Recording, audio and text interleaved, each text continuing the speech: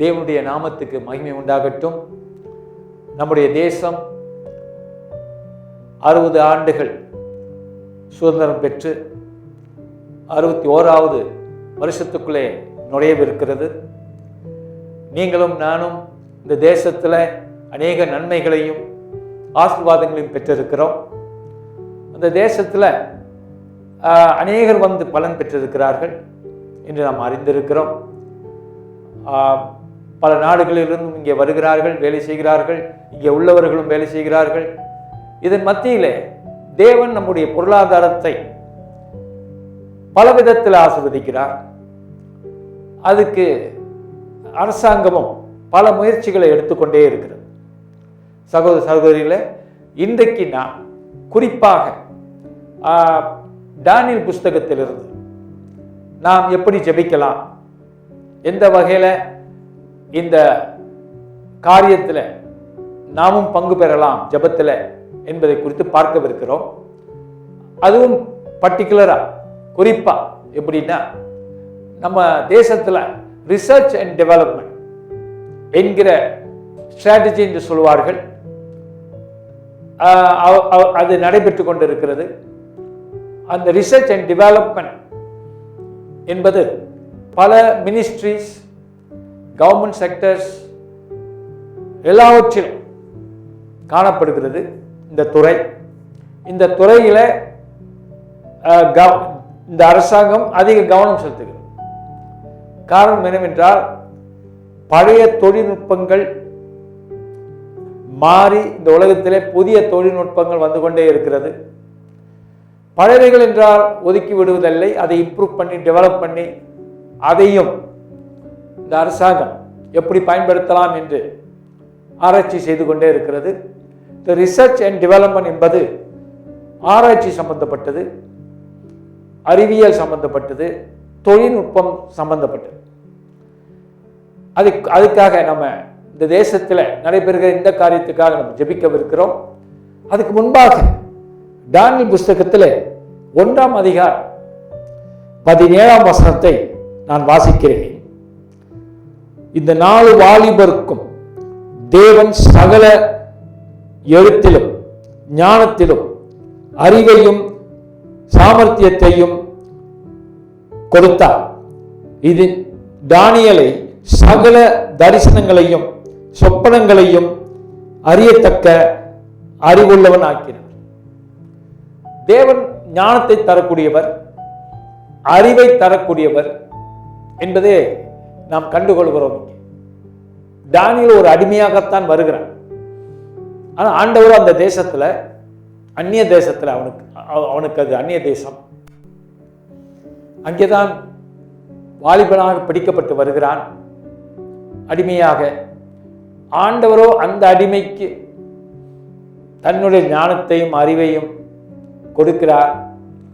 அவன் மற்றவர்களை காட்டிலும் 10 மடங்கு ஞானம் உள்ளவனாக, புத்தி உள்ளவனாக, உடல் பலன் உள்ளவனாக, சகல வரங்களையும் பெற்றவனாக காணப்படுகிறான். அவன் மட்டுமல்ல, அவனோடு இன்னும் 3 வாலிபர்கள்.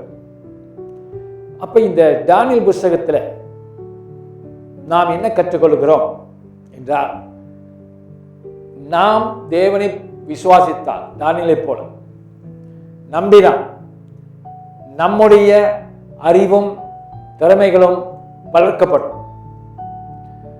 ஆனால் தானியேல் அதுக்கு விலை கொடுத்தான். என்ன விலை என்றால், துணிந்து நின்றான். He had boldness. துணிந்து நின்றான். இதை எல்லாத்தையும் சாப்பிடணும் அப்படின்னு அந்த அரண்மனையிலே கட்டளை வந்த போது அதுக்காக அவன் போராடி தன் நிலைமை எடுத்து சொன்னான். ஆனால் ஒன்று சொன்னான் விசுவாசத்தோடு,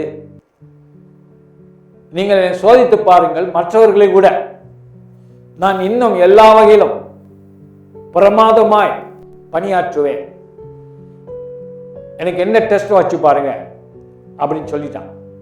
அப்ப ஏனென்றால் அவனுக்கு ஒரு வைராக்கியம், இப்ரேய முறைப்படி உணவை நான் உண்ண வேண்டும், மற்றபடி அல்ல என்று, அதிலே நான் தீட்டுப்படக்கூடாது என்று அவன் முடிவெடுத்திருந்தான். இதில் நாம் தேவ பயத்தை பார்க்கிறோம். There was a fear of God in him.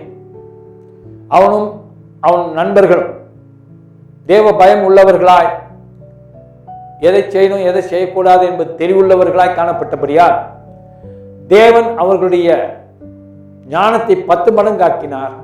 மற்றவர்களை காட்டிலும் திறமைகளையும் கொடுத்தார். குறிப்பாக தானியேலுக்கு அறிவையும் ஞானத்தையும் தந்து கனவுகளையும் தரிசனங்களையும் பார்க்கக்கூடிய, எதிர்காலத்தை கூட கணிக்கக்கூடிய திறமைகளை கொடுத்தார். அந்த திறமையில தானியேலுக்கு நான் ஒன்று சொல்லுகிறேன், ஒரு வித்தியாசமான கிருபை கொடுக்கப்பட்டுச்சு. மற்றவர்கள் என்ன கனவு காண்கிறார்களோ அதை கூட இவனுக்கு சொல்லப்படாமலே இவனால பார்க்க முடிகிறது, தெரிந்து கொள்ள முடிகிறது. அதை அடுத்தடுத்த அதிகாரத்தை நீங்க படிச்சீங்கன்னா அந்த சம்பவங்கள் நடைபெறும். அப்ப இது என்ன மாதிரியான ஒரு திறமை? சூப்பர் நேச்சுரல் என்று சொல்வார்கள் ஆங்கிலத்தில். ஒரு அற்புத திறமை ஆண்டவர் அவனுக்கு கொடுத்தார். அதோடு பார்க்கிறோம், அந்த அவனுக்குள்ள இருந்து நாம் கற்றுக்கொள்ள வேண்டிய காரியங்கள் உண்டு. ஒன்று தேவ பயம். தேவனுக்கு பயந்தவர்களுக்கு கர்த்தர் பெரிய காரியங்களை செய்யக்கூடியவராக இருக்கிறார். இரண்டாவதாக பார்க்கிறோம், spirit of wisdom and revelation என்று ஆங்கிலத்தில் சொல்வார். ஞானத்தையும் அறிவையும் தருகிற ஆவி அவனிடத்தில் காணப்பட்டுச்சு. ஆக இந்த தானியேலை போல நீங்களும் நானும் ஜெபிக்க முடியும், தேசத்துக்காக ஜெபிக்க முடியும். இந்த ரிசர்ச் அண்ட் டெவலப்மெண்ட் டிபார்ட்மெண்ட் என்று சொல்லப்படுகிற இந்த ஆராய்ச்சி துறைகளிலே தானியேல்களை தேவன் எழுப்பி இந்த தேசத்தை ஆசீர்வதிப்பாராக. அதே நேரத்தில் நீங்களும் நானும் தானியேல் உதாரணங்களை கற்றுக்கொண்டு தேவ ஞானத்தையும் அறிவையும் திறமைகளையும் பெற்றுக்கொள்வோமாக, வரங்களை பெற்றுக்கொள்வோமாக. கிருபையே வழி, இயேசுவின் கிருபையே வழி என்று சொல்லி நாம் ஜெபிப்போம். நன்றி ஆண்டவரே, இந்த நாளில் ஒவ்வொருத்தரையும் ஆசீர்வதியும், பார்த்து கொண்டிருக்கிற ஒவ்வொருத்தர் மேலும் தேவ கிருபை இறங்கட்டும். தானியேல்களை எழுப்பும். குறிப்பாக R&D டிபார்ட்மெண்ட் இந்த துறைகளில் தானியேலை எழுப்பி ஞானத்தை கொடுத்து புதிய தொழில்நுட்பத்தை அவர்கள் கற்றுத்தரும்படிக்கு ஜெபிக்கிறோம். இந்த நாட்டை ஆசீர்வதியும், இந்த தேசத்தின் பொருளாதாரத்தை ஆசீர்வதியும். இயேசுவின் நாமத்தில் ஆமென். God bless you.